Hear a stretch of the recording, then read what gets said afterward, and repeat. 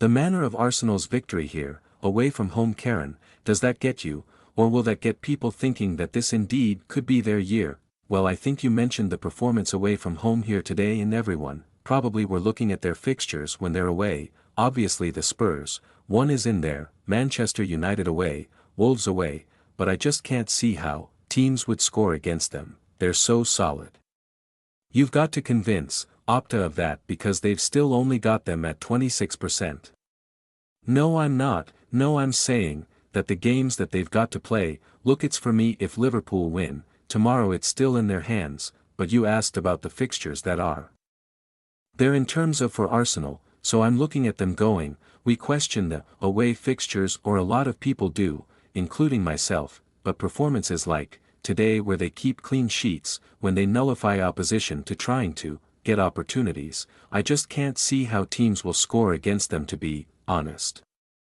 But you know, Gabriel went down, didn't he? And he had a knock and it was fine, thankfully, but injuries can still play a part, can't they? This season they had Saliba last, and you're just keeping your fingers crossed if you are Tata, that none of his key men do get injured in this vital last few games.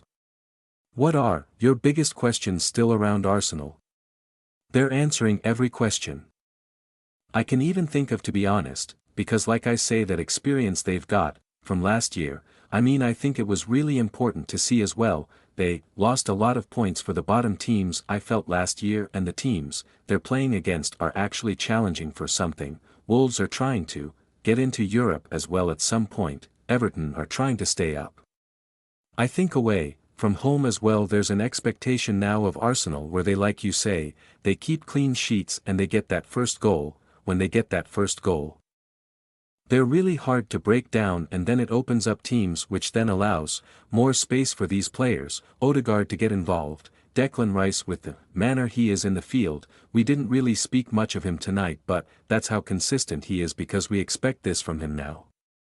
So they've got everything right now, and it's really nice to see. I still don't know who's going to win it. Does it with the manner of Man City's second half performance? Certainly Alan today, super impressive at Crystal Palace. Arsenal, just winning here in this fashion, does that just then pile on the extra pressure for Liverpool? It's a huge game at any time, of course, going to Old Trafford.